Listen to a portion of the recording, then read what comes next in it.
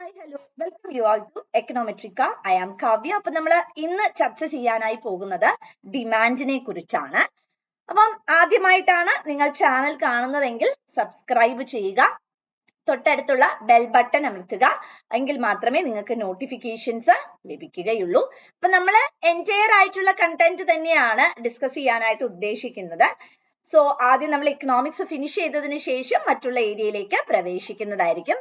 Fully free ആയിട്ട് തന്നെയാണ് നമ്മളിവിടെ കണ്ടന്റ്സ് പ്രൊവൈഡ് ചെയ്യുന്നത്. So let's start. നമ്മൾ ഇന്ന് പഠിക്കാൻ പോകുന്നത് ഡിമാൻഡിനെ കുറിച്ചാണ്. സോ ഡിമാൻഡ് എന്ന് പറഞ്ഞിട്ടുണ്ടെങ്കിൽ നിങ്ങൾക്ക് എല്ലാവർക്കും അറിയുന്ന ഒരു വളരെ ബേസിക് ആയിട്ടുള്ള ഒരു കോൺസെപ്റ്റ് ആണ് ഡിമാൻഡ് എന്ന് പറയുന്നത്. സോ ഡിമാൻഡ് എന്ന് പറഞ്ഞിട്ടുണ്ടെങ്കിൽ it is defined as the quantity of A commodity. It is defined as, ആദ്യം ഞാൻ സയന്റിഫിക് ഡെഫിനിഷനിലേക്ക് കടക്കാം, അതിനുശേഷം എക്സ്പ്ലെയിൻ ചെയ്യാം. It is defined as a quantity of a commodity that a consumer is willing and able to purchase in the market in a given period of time at a given price. അതായത് ചുരുക്കി പറഞ്ഞാൽ ഇത്രയേ ഉള്ളൂ. എനിക്കൊരു കാര്യം വാങ്ങണം, എനിക്കൊരു particular product വാങ്ങണം. സേ ഫോർ എക്സാമ്പിൾ, എനിക്ക് ഈ ഒരു പെൻസില് വാങ്ങണം. ഈ പെൻസില് വാങ്ങണം എന്നൊരു ആഗ്രഹം മാത്രമാണ് എൻ്റെ കയ്യിലുള്ളതെങ്കിൽ, അതായത് എൻ്റെ കയ്യിൽ പൈസ ഇല്ല എന്ന് വിചാരിക്കാം ഈ പെർട്ടിക്കുലർ കമോഡിറ്റി വാങ്ങാൻ, എങ്കിൽ എനിക്കത് ഒരിക്കലും എന്തായി പറയാൻ പറ്റില്ല, ഡിമാൻഡ് ആണെന്ന് പറയാൻ പറ്റില്ല. മറിച്ച് എനിക്ക് ഈ ഒരു പെൻസില് വാങ്ങുകയും ആഗ്രഹമുണ്ട്, അതിനോടൊപ്പം എൻ്റെ കയ്യിൽ 10 രൂപ ഉണ്ട് എന്ന് വിചാരിക്കാം. ഈ 10 രൂപ എന്ന് പറഞ്ഞാൽ എന്താ, പെൻസിലിന്റെ വിലയാണ്. 10 രൂപയും ഉണ്ട് എന്ന് വിചാരിക്കാം. അപ്പൊ അങ്ങനെയാണെങ്കിൽ എനിക്ക് ആഗ്രഹമുണ്ട്, എൻ്റെ കയ്യിൽ പൈസയുണ്ട്. That is I am willing and I am able to purchase. അല്ലെ, എനിക്ക് പെൻസിൽ വാങ്ങണം എന്നുള്ള ആഗ്രഹവും ഉണ്ട്, പെൻസിൽ വാങ്ങാനുള്ള ക്യാഷും ഉണ്ട് എൻ്റെ കയ്യിൽ. അങ്ങനെയാണെങ്കിൽ ആ കോൺസെപ്റ്റിനെയാണ് നമ്മൾ എന്തായി പറയുന്നത്, ഡിമാൻഡ് എന്നുള്ളതായിട്ട് പറയുന്നത്. ക്ലിയർ? ഓക്കെ. ഡിമാൻഡിനെ നമുക്ക് ബേസിക്കലി രണ്ടായി ക്ലാസിഫൈ ചെയ്യാം. ഇൻഡിവിജ്വൽ ഡിമാൻഡ് എന്നും അതേപോലെ തന്നെ മാർക്കറ്റ് ഡിമാൻഡ് എന്നും. എന്താ ഇൻഡിവിജ്വൽ ഡിമാൻഡ്? ഇൻഡിവിജ്വൽ ഡിമാൻഡ് എന്ന് പറഞ്ഞാൽ ആ വാക്ക് പറയുന്ന പോലെ തന്നെ ഒരു പർട്ടിക്കുലർ ഇൻഡിവിജ്വലിന്റെ ആവശ്യങ്ങളെയാണ് ഇൻഡിവിജ്വൽ ഡിമാൻഡ് ആയി പറയുന്നത്. സേ ഫോർ എക്സാമ്പിൾ, എനിക്ക് ഈ പെൻസിൽ വേണം, എനിക്ക് റിമോട്ട് വേണം, എനിക്ക് ഈ ഗ്ലാസ് ഓഫ് വാട്ടർ വേണം. So that is what is called individual demand. അല്ലെ, ഒരു വ്യക്തിയുടെ ആവശ്യം, നമുക്കൊക്കെ ആവശ്യങ്ങൾ ഉണ്ടാവും അല്ലെ, നമുക്ക് ഭക്ഷണം വേണം, നമുക്ക് ഷെൽട്ടർ വേണം, നമുക്ക് ജോലി വേണം. സോ ഇതെല്ലാം നമ്മൾ ആസ് എ ഹോൾ ആണ് അല്ലെ, നമ്മള് ഇൻഡിവിജ്വലിന്റെ കാര്യമാണ് പറയുന്നത്. സോ അങ്ങനെ ഇൻഡിവിജ്വൽസ് പ്രോസസ് ചെയ്യുന്ന ഡിമാൻഡിനെയാണ് എന്തായിട്ട് പറയുന്നത്, ഇൻഡിവിജ്വൽ ഡിമാൻഡ് എന്നുള്ളതായിട്ട് പറയുന്നത്. എന്താ മാർക്കറ്റ് ഡിമാൻഡ്? ഇങ്ങനെ ഒരുപാട് ഇൻഡിവിജ്വൽസിന്റെ ഡിമാൻഡിനെ സമ്മപ്പ് ചെയ്യുന്നതിനെയാണ് നമ്മൾ എന്തായിട്ട് പറയുന്നത്, മാർക്കറ്റ് ഡിമാൻഡ് എന്ന് പറയുന്നത്. സേ ഫോർ എക്സാമ്പിൾ, നമ്മൾ ഒരു ക്ലാസ് എടുക്കണം. ഒരു ക്ലാസ്സില് 10 കുട്ടികളുണ്ട്. അപ്പൊ ക്ലാസ്സിലെ 10 കുട്ടികളിൽ 5 പേര് ബിരിയാണിക്കാണ് ഓഫർ ചെയ്തത്, 5 പേര് പറയുന്നത് ഫ്രൈഡ് റൈസ് മതിയെന്ന്. അപ്പൊ നമ്മള് മാർക്കറ്റ് ഡിമാൻഡ് എന്ന് പറഞ്ഞാൽ എന്താ, മാർക്കറ്റ് ഡിമാൻഡ് എന്ന് പറഞ്ഞാൽ വേറൊന്നും അല്ല, ഇവിടെ മാർക്കറ്റ് ഡിമാൻഡ് ഓഫ് ബിരിയാണി എന്താ ചോദിച്ചാൽ 5 എണ്ണം, market demand of fried rice എന്താ ചോദിച്ചാൽ 5 എണ്ണം. അപ്പൊ അവിടെ അനീനുവിന് ബിരിയാണിയാണ്, സോനുവിന് ബിരിയാണിയാണ്, ദീപുവിന് ബിരിയാണി, അങ്ങനെയല്ല പറയണേ. എത്ര ബിരിയാണി വാങ്ങണം? 5 ബിരിയാണി വാങ്ങിയാൽ മതി. എത്ര ഫ്രൈഡ് റൈസ് വാങ്ങണം? 5 എണ്ണം വാങ്ങിയാൽ മതി. ഇങ്ങനെയല്ലേ നമ്മൾ പറയുന്നത്. അപ്പൊ ഈ 5 എന്ന് പറയുന്നത് എങ്ങനെയാ, ഓരോ ഇൻഡിവിജ്വൽസിന്റെയും കൺസംഷനെ ടുഗദർ ചെയ്തിട്ടല്ലേ.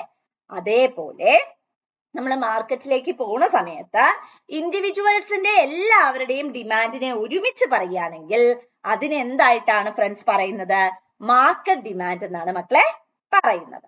ഓക്കെ, ഇനി നമുക്ക് ഡിമാൻഡ് ഫംഗ്ഷൻ നോക്കാം.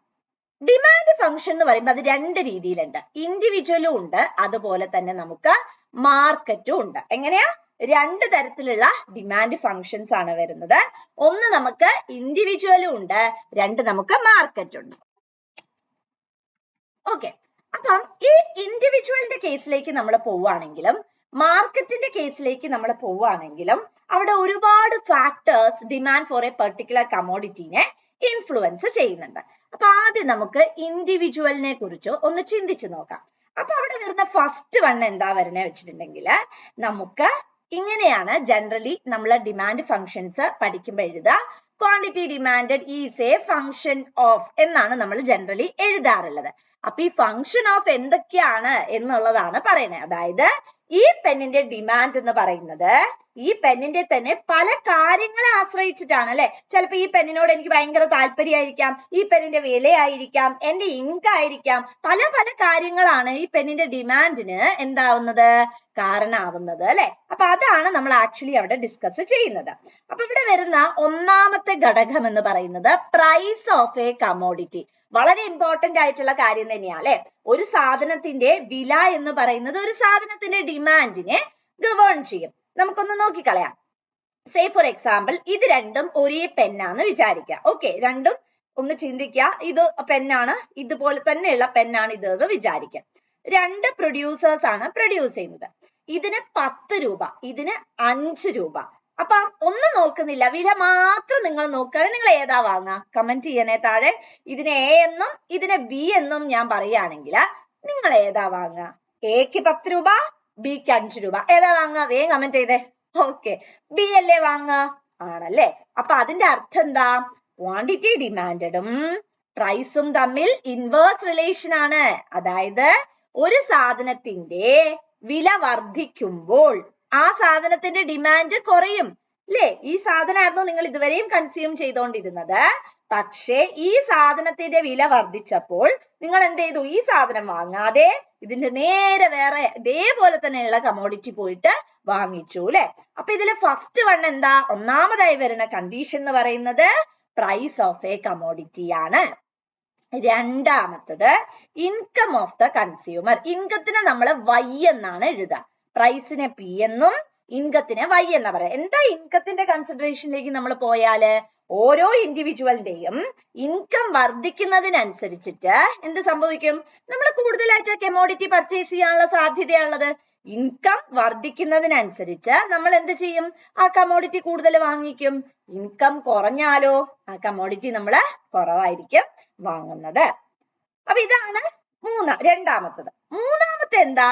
Taste and preference. ഇൻകത്തിന്റെ ഏരിയയിൽ നമുക്ക് ടൈപ്സ് ഓഫ് ഗുഡ്സ് ഉണ്ട്, നമ്മൾ അടുത്ത ക്ലാസ്സിൽ ഡിസ്കസ് ചെയ്യും. ടേസ്റ്റ് ആൻഡ് പ്രിഫറൻസ് വളരെ ഇമ്പോർട്ടന്റ് ആണ് അല്ലെ.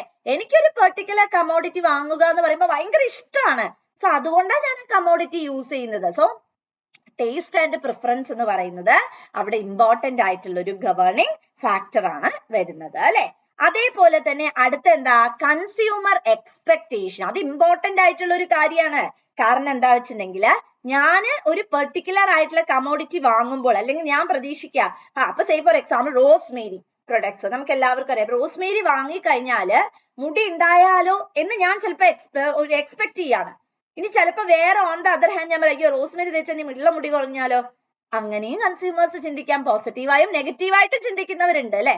അപ്പൊ ഒരു പെർട്ടിക്കുലർ പ്രൊഡക്റ്റ് നമ്മൾ ഉപയോഗിക്കാനുള്ള കാരണം എന്താ? നമുക്ക് ആവശ്യമായിട്ടുള്ള സാറ്റിസ്ഫാക്ഷൻ അതിന്റെ അകത്തുനിന്ന് കിട്ടുന്നു നമ്മൾ എക്സ്പെക്ട് ചെയ്യുന്നത് കൊണ്ടാണ് നമ്മൾ ആ പ്രൊഡക്റ്റ് വാങ്ങി പർച്ചേസ് ചെയ്യുന്നില്ല. നമ്മൾ ആ പ്രൊഡക്റ്റ് വാങ്ങുമോ? ഒരിക്കലും വാങ്ങില്ല അല്ലെ. സോ എക്സ്പെക്ടേഷൻ എന്ന് പറയുന്നതും എന്താണ്? വളരെ ഇമ്പോർട്ടന്റ് ആയിട്ടുള്ള കാര്യമാണ്. നെക്സ്റ്റ് വരുന്നത് എന്താണ്? Next price of related goods. അതാണ് നമ്മൾ മുമ്പേ പറഞ്ഞത് അല്ലെ. നമ്മളൊരു കമോഡിറ്റി വാങ്ങുന്ന സമയത്ത്, ഇപ്പൊ ഈ പെന്ന് ഞാൻ വാങ്ങുന്ന സമയത്ത് ഈ പെന്നിന്റെ വില മാത്രമല്ല അവിടെ ഇമ്പോർട്ടന്റ് ആയിട്ടുള്ളത്. ഞാൻ എന്ത് ചെയ്യുന്നു? ഇതേപോലെയുള്ള പെന്ന് വേറെ മാർക്കറ്റിൽ അവൈലബിൾ ആണോ എന്നും നോക്കുകയാണ് അല്ലെ. അപ്പൊ പ്രൈസ് ഓഫ് റിലേറ്റഡ് ഗുഡ്സ് എന്താ മക്കളെ? റിലേറ്റഡ് ഗുഡ്സ് എന്ന് പറഞ്ഞാൽ അതായത് ഈ കമോഡിറ്റി ഞാൻ വാങ്ങുന്ന സമയത്ത് I am making a comparison whether ഇതേപോലെയുള്ള പ്രൊഡക്റ്റ് മാർക്കറ്റിൽ വേറെ ഉണ്ടോ. അങ്ങനെ മാർക്കറ്റിൽ വേറെ ഉണ്ടെങ്കിൽ ഞാനൊരു കമ്പാരിറ്റീവ് സ്റ്റഡി അല്ലെങ്കിൽ അനാലിസിസ് ആണ് അവിടെ പോസ്റ്റുലേറ്റ് ചെയ്യുന്നത് അല്ലെ. അപ്പൊ ഇതൊക്കെയാണ് നമ്മൾ ബേസിക്കലി എന്തില് പറയുന്നത്? ഇൻഡിവിജ്വലില് പറയുന്നത്. ഇതെല്ലാം ഒരു ടോട്ടൽ എമൗണ്ടിൽ അല്ലെങ്കിൽ price of the market, consumers income, the market perspective എല്ലാം ഒരു മാർക്കറ്റ് ഫോമിൽ നമ്മൾ പറയുകയാണെങ്കിൽ അതിനെയാണ് മാർക്കറ്റ് ഡിമാൻഡ് എന്ന് പറയുന്നത്. അപ്പൊ ഒരു കമോഡിറ്റിയുടെ ഡിമാൻഡിനെ പലതരത്തിലുള്ള കാരണങ്ങൾ എന്ത് ചെയ്യുന്നുണ്ട്, ഇൻഫ്ലുവൻസ് ചെയ്യുന്നുണ്ട്. Price, income, taste and preference, expectations, price of related goods, ഇതെല്ലാമാണ് നമ്മൾ ജനറലി എന്ത് ചെയ്യുന്നത്, എടുത്ത് പറയേണ്ട കോൺസെപ്റ്റുകൾ എന്ന് പറയുന്നത്. അപ്പൊ ഇന്ന് നമ്മൾ പഠിച്ചത് ഡിമാൻഡും അതേപോലെ തന്നെ ഡിമാൻഡിന്റെ ഫാക്ടേഴ്സിനെയും കുറിച്ചാണ്. എല്ലാവർക്കും മനസ്സിലായി എന്ന് തന്നെ പ്രതീക്ഷിക്കുന്നു. നന്ദി.